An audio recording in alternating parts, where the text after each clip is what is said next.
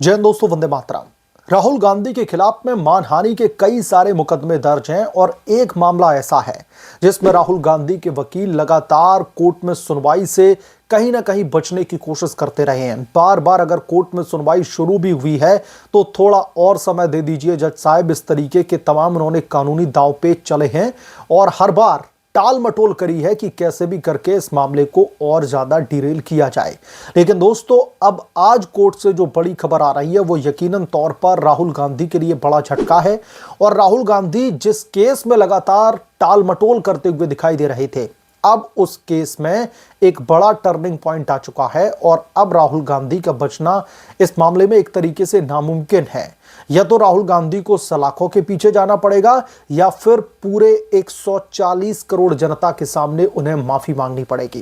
दोस्तों, यह मामला अमित शाह से रिलेटेड है। अमित शाह को हत्यारा करार दे दिया था राहुल गांधी ने साल 2018 की बेंगलुरु की एक रैली में अपनी राजनीतिक रोटियां सेकने के लिए। उस मामले में अमित शाह को हत्यारा करार दे दिया गया जिसमें सुप्रीम कोर्ट की तरफ से बाकायदा अमित शाह को क्लीन चिट दे दी गई थी।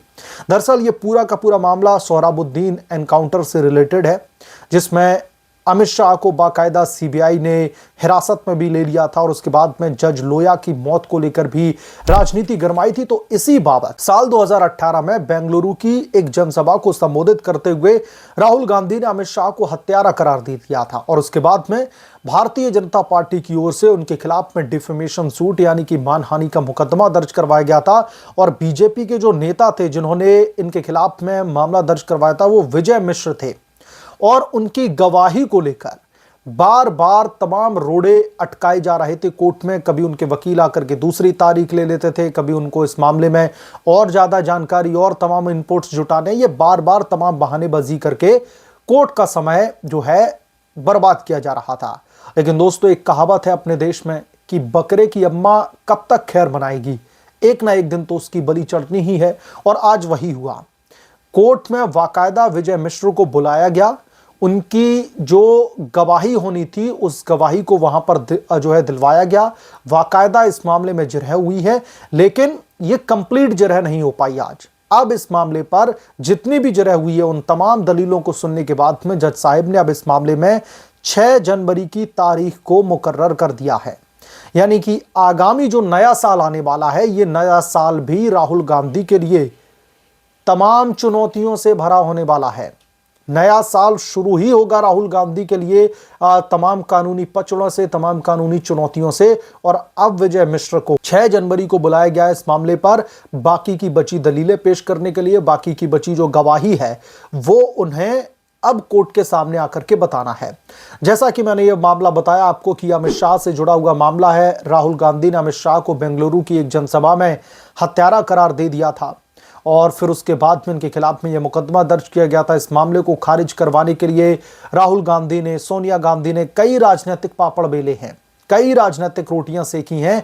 बार बार कोर्ट की तरफ से यह गुहार लगाई गई कि भाजपा तो ऐसे उनके नेताओं को बोलने भी नहीं देगी, उनके नेता कुछ भी बोलेंगे उनके खिलाफ में डिफेमेशन सूट फाइल कर दिया जाएगा। यह संविधान हमें बोलने की आजादी देता है, लेकिन आप किसी को सीधा हत्यारा बोल देते हैं अपनी राजनीति चमकाने के लिए। आपके जो भी स्क्रिप्ट राइटर हैं, जो भी आपकी स्पीच आपको लिख करके देते हैं, उन्हें तक ये समझ होनी चाहिए कि अगर आप इस तरीके के भाषण, इस तरीके के अल्फाजों का इस्तेमाल करेंगे तो यकीनन तौर पर आपके खिलाफ में डिफेमेशन का सूट फाइल हो सकता है।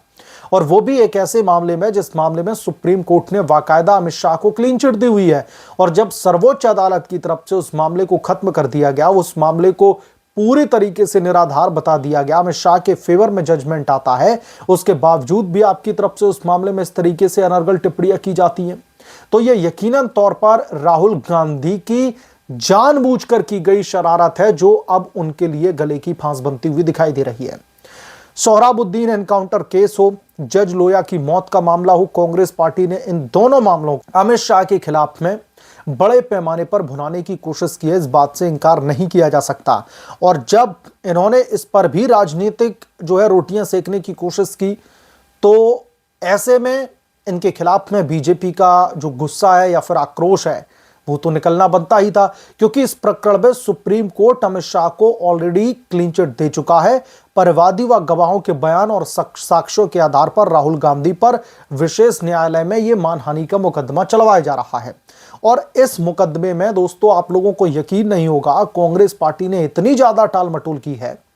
पिछली में 2 से 3 अगर सुनवाइयों की बात कहें तो विजय मिश्र की गवाही, विजय मिश्र के बयान कोर्ट में रिकॉर्ड होने जो है बहुत ज्यादा उसमें तकलीफें, मुश्किलें आ रही थी। बार बार डेट आगे बढ़ा दी जा रही थी, जज साहब की तरफ से तारीख पर तारीख दी जा रही थी। हर बार राहुल गांधी को कहीं ना कहीं इससे एक तरीके से छुटकारा मिल जा रहा था, बड़ी राहत मिल जा रही थी। लेकिन इस बार कोर्ट की तरफ से सीधे सीधे विजय मिश्र को बुलाया गया कि आइए आप इस मामले में राहुल गांधी के खिलाफ में जो भी आप गवाही देना चाहते हैं आप आकर के दीजिए। और फिर उसके बाद में जब गवाही दी गई, कोर्ट में जिरह की गई, तो यकीनन तौर पर यह कांग्रेस पार्टी के लिए एक बहुत बड़े झटके के तौर पर था, क्योंकि इस मामले में राहुल गांधी लगातार जो है टाल मटोल कर रहे थे, लगातार इस मामले को टालने में लगे हुए थे। लेकिन इस बार यह मामला अब गवाही के जो है मोड़ पर पहुंच ही गया है।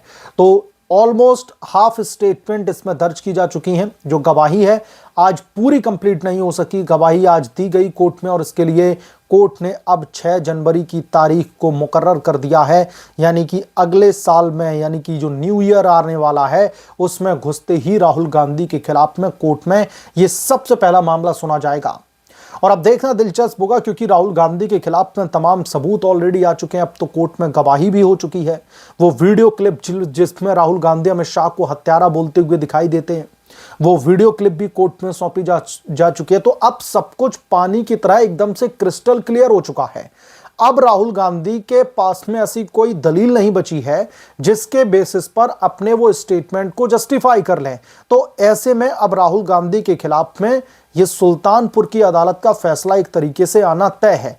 वो बात अलग है कि सुल्तानपुर की अदालत की तरफ से दिए गए फैसले को ये हाई कोर्ट में लेकर के जाते हैं या फिर सुप्रीम कोर्ट में लेकर के जाते हैं, लेकिन इस मामले में एविडेंस इतने पुख्ता हैं, क्योंकि अब कांग्रेस पार्टी के नेता राहुल गांधी अब ये भी नहीं कह सकते कि साहब हमने तो इस तरीके का कोई स्टेटमेंट दिया ही नहीं था, हमने तो अमित शाह को हत्यारा बताया ही नहीं था।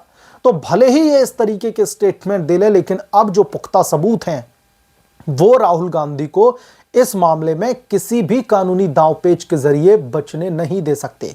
और ये राहुल गांधी भी अच्छी तरीके से जानते हैं, उनके वकील भी अच्छी तरीके से जानते हैं। यही वजह थी कि इस मामले में लगातार टाल मटोल करने की कोशिश की जा रही थी। सोहराबुद्दीन के नाम पर, जज लोया के नाम पर, मतलब इन लोगों की जो मौत हुई थी, मुर्दों पर भी राजनीतिक रोटियां सेकने की कोशिश की गई राहुल गांधी की तरफ से। अमित शाह को पहले तो सोहराबुद्दीन के फेक एनकाउंटर को लेकर के जिम्मेदार ठहरा दिया गया, उनके खिलाफ में बहुत सारे अनर्गल जो है स्टेटमेंट दिए गए। अब जब सोहराबुद्दीन केस की सुनवाई जज लोया की बेंच कर रही थी, उसके बाद में जज लोया की भी हार्ट अटैक से मौत हो जाती है, तो उसमें भी अमित शाह के एक एंगल को डालने की कोशिश की गई।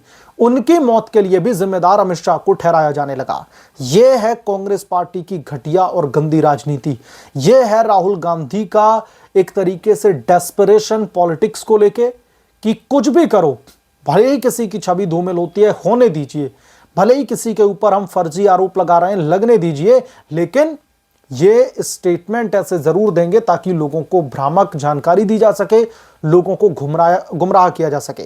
और सबसे हैरत की बात तो दोस्तों ये है कि जिस मामले में सुप्रीम कोर्ट क्लीन चिट दे रहा है, सुप्रीम कोर्ट की तरफ से बाकायदा आदेश जारी होता है, अमित शाह को बाइज्जत बरी किया जाता है, अमित शाह के ऊपर कोई भी मामला नहीं बनता, उसके बावजूद भी अगर कांग्रेस पार्टी इस तरीके की हरकत करे तो ये तो सुप्रीम कोर्ट के आदेश की भी अवहेलना है। क्योंकि सुप्रीम कोर्ट ने जब पूरी तरीके से क्लीन चिट दे दी और उसके बाद में कोई शख्सियत आकर के अमित शाह को हत्यारा बताती है, तो यकीनन तौर पर ये तो कोर्ट के जो है अवमानना का केस बनता है राहुल गांधी के खिलाफ में। तो राहुल गांधी पर अब कहीं ना कहीं जो कानूनी शिकंजा है वो कसता चला जा रहा है। पहले तो इन्हें माफी मांगनी पड़ेगी, नहीं मांगते हैं तो सलाखों के पीछे जाने के लिए तैयार रहे, पर उसके बाद में कोर्ट की अवमानना का भी इनके ऊपर मुकदमा हो सकता है। क्योंकि जिस मामले में कोर्ट क्लीन चिट दे रहा है, आप उसी मामले में उनको कटघरे में खड़ा कर रहे हैं, उनको हत्यारा बुलाने का काम कर रहे हैं। बहरहाल आप क्या सोचते हैं इसके बारे में, आपकी क्या राय है, हमें कमेंट करके जरूर बताएं। जल्द मिलूंगा किस दूसरे बड़े अपडेट के साथ में, तब तक के लिए धन्यवाद। अगर आप लोग चैनल पर नए हैं तो प्लीज चैनल को सब्सक्राइब करें, साइड बने बेल आइकन को जरूर प्रेस करें ताकि जब भी मैं कोई बड़ी खबर लेकर आऊं तो इसकी जानकारी सबसे पहले आपको मिले।